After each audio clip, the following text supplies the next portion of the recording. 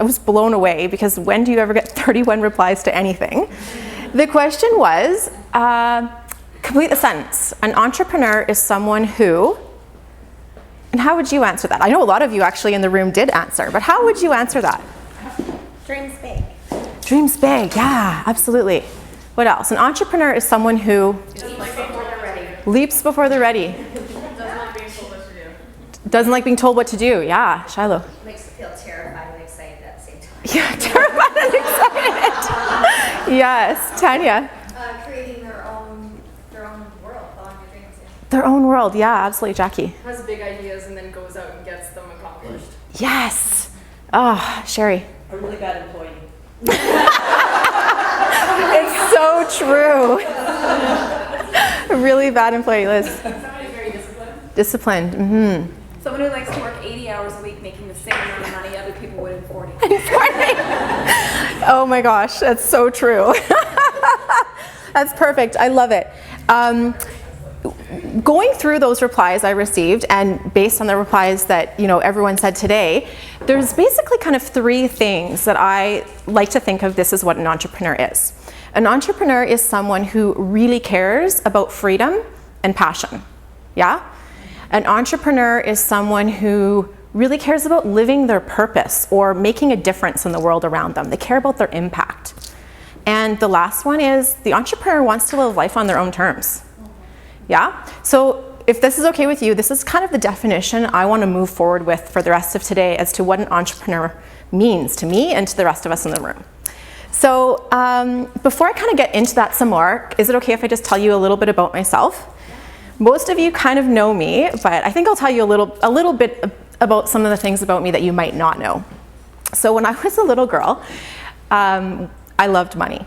I still love money. I've always loved money. Money is one of those things that's always fascinated me, and I've always wanted to learn about and understand it.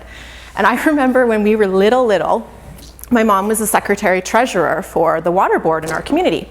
So my sisters and I would go with her to the bank, and she would do her deposits. And this was like the coolest thing ever. Like, it was totally the highlight to our week or month or however often she would go to the bank. And this was back in the day, I don't know if any of you remember this, where the deposit slips, there was like 2 or 3 in a row, and they had the black paper in between, and so when you'd write, you'd flip it over and it would magically be on the next page. So as a kid, we just thought this was the coolest thing ever. So my mom would bring a little stack home with us, and we would set up our desks in the playroom, and we would play bank, and I would be the teller.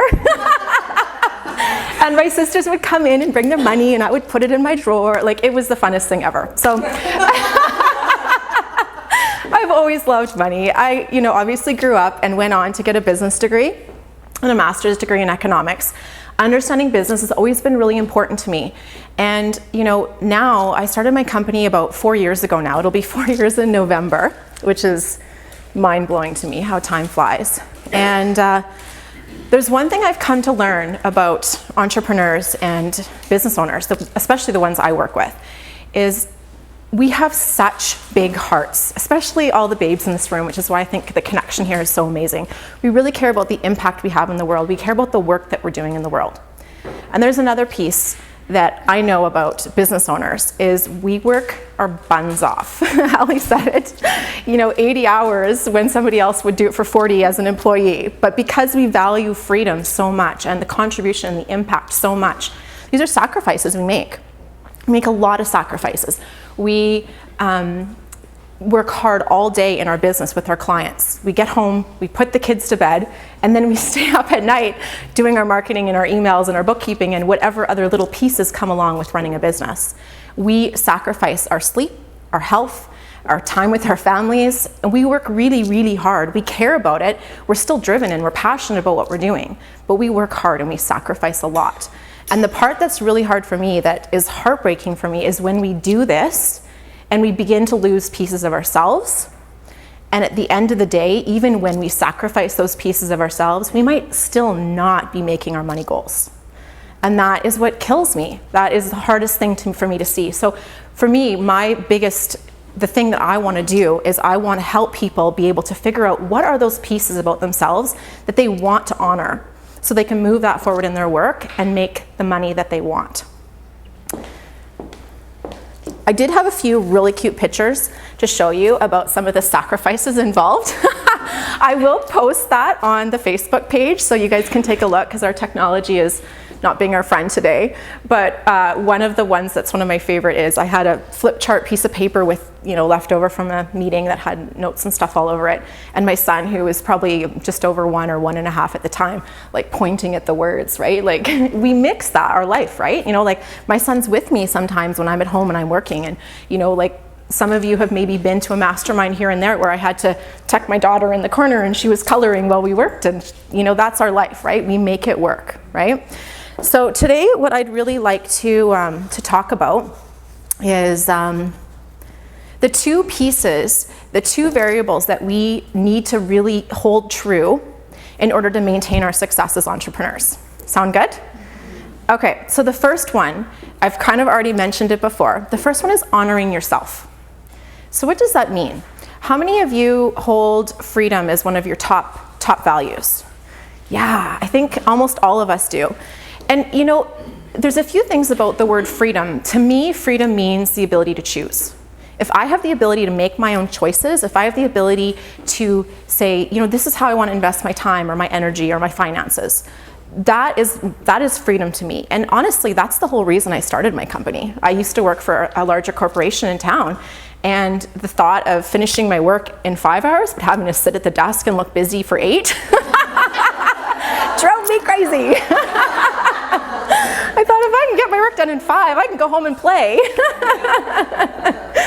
So the ability to choose how I spend my time was really important to me. So whether you call that freedom or self-determination or autonomy or living into your purpose, everyone will kind of look at that differently. But the second piece about freedom that's really important to me is being able to honor your essence. How many of you have heard me talk about essence before? Yeah, so essence is the very core of who you are. It is the most essential piece of who you are. It is the part of you take with you everywhere you go. Part of your essence you're born with. It's just your personality. It's just how you were born to be. Part of your essence you pick up along the way. You learn through different life experiences. You had certain childhood memories, like playing bank when I was a kid or whatever that might have been.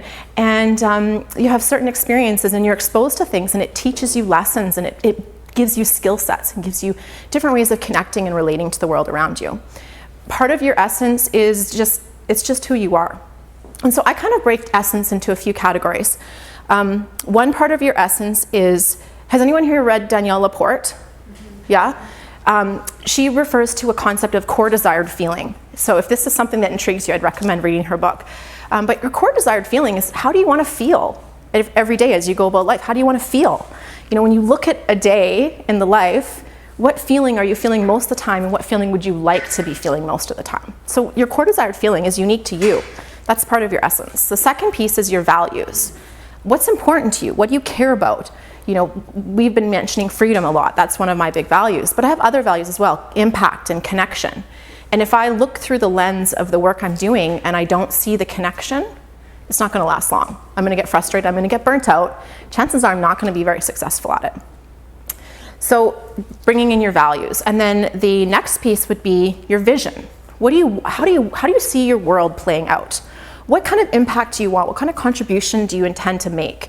What gets you out of bed in the morning?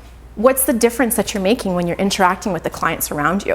If you can even for 1 second put yourself in your client's shoes and think about, what would that person's life be like if they didn't have this experience? And use that to kind of connect with your vision for a minute. When you take action that are in line with your vision, you're living into your essence. And we can all kind of relate to that feeling where you've got this vision and you take a little step and you're like, oh my gosh, like it's working and it feels really good. Or you get that little, Robin calls it blue glass, which I love, like a little piece of evidence, and it's like, oh, I'm on the track. This is actually like, look at the result, look at the impact. Like I feel amazing, and look at the ripple effects of that. So that's another piece of your essence. And then the final piece that I bring in is your genius. And your genius is basically what you do so naturally, so effortlessly, so easily that you almost don't even think it's a thing.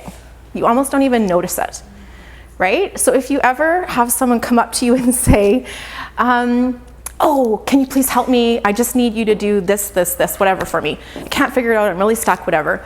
And if you say to the person, oh, that's a piece of cake, that's totally easy, no big deal, you just, da da da. If you ever hear yourself answering someone, oh, you just, da da da, that's a hint that that's part of your genius, it's part of your essence, it's part of what you do so naturally. Everyone has gifts here, right? And when you honor and embrace those gifts, you're honoring yourself. So I just kind of gave you an overview of what your essence is. And to me, this is the most magical thing about it.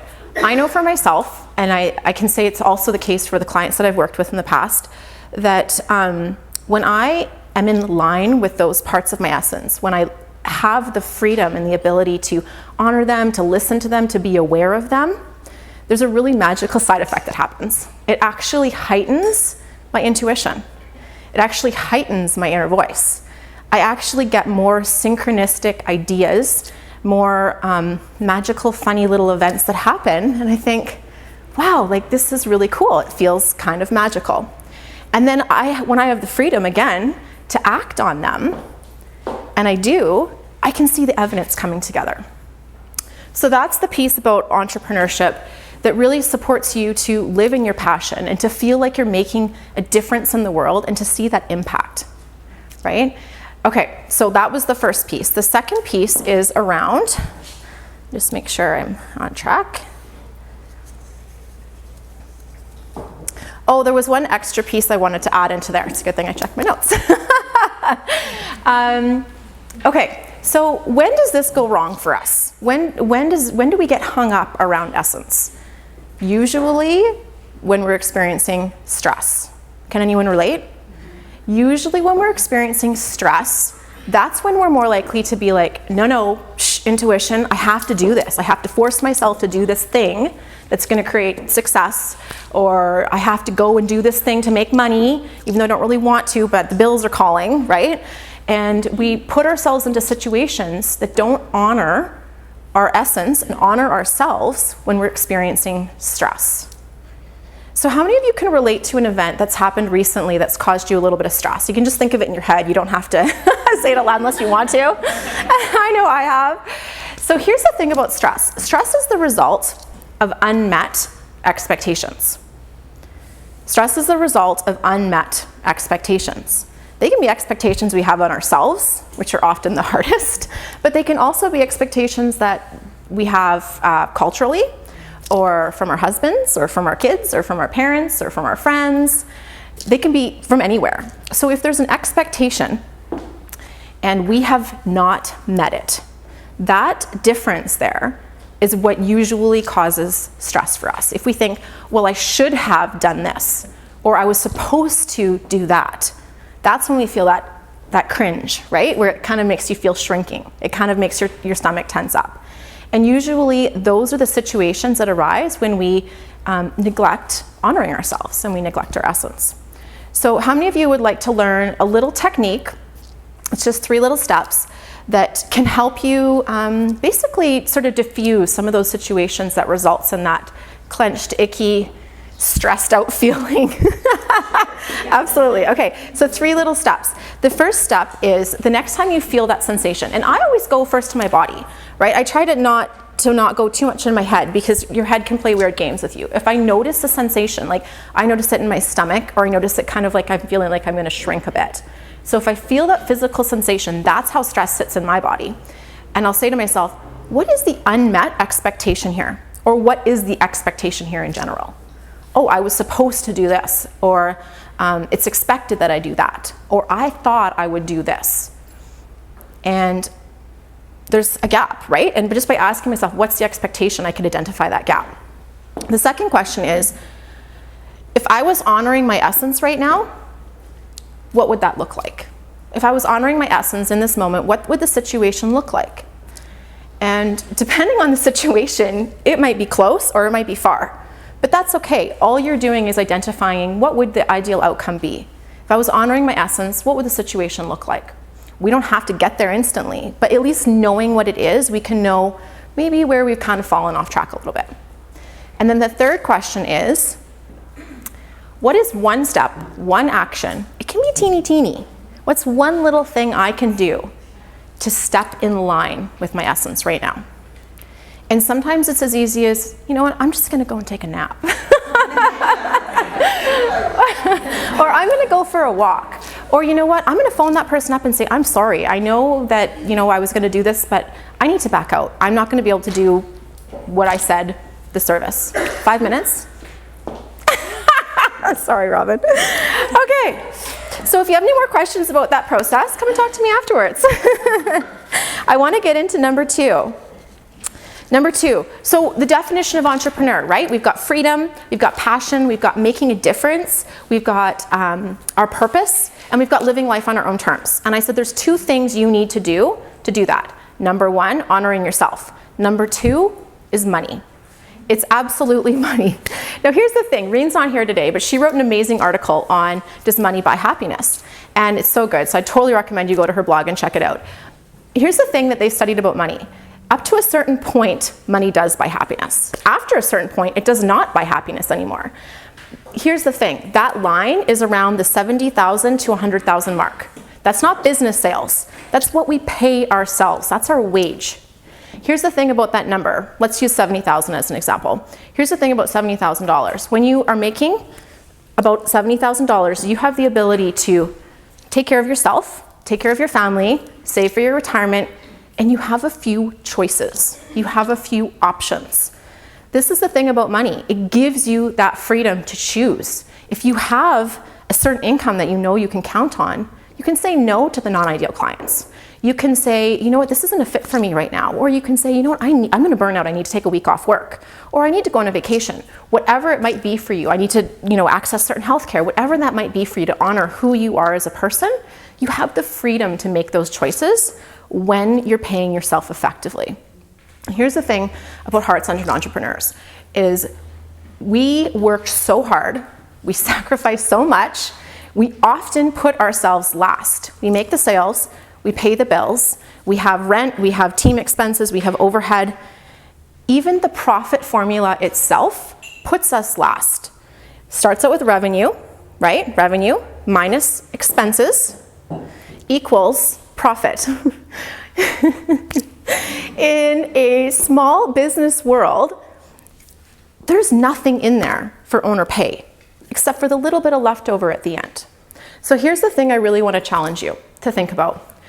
Does anyone know what the golden rule is? The golden rule? I teach this to my kids. What's the golden rule, Allie? Treat others as you would like them to treat you. Absolutely. And as heart-centered entrepreneurs, we do this every single day, all day long. We pay our team more than we pay ourselves. We pay for everything. We take care of everybody else first. We leave ourselves last. So here's the golden rule for entrepreneurs. Treat yourself the way you'd like to be treated. And I want to challenge that little profit formula. And let's flip this. So if you have the notes on your table, I have a couple extra sheets if someone doesn't have it. There's a spot for you to write it down. And here's how I want to challenge that formula. Revenue minus owner pay minus profit equals expenses.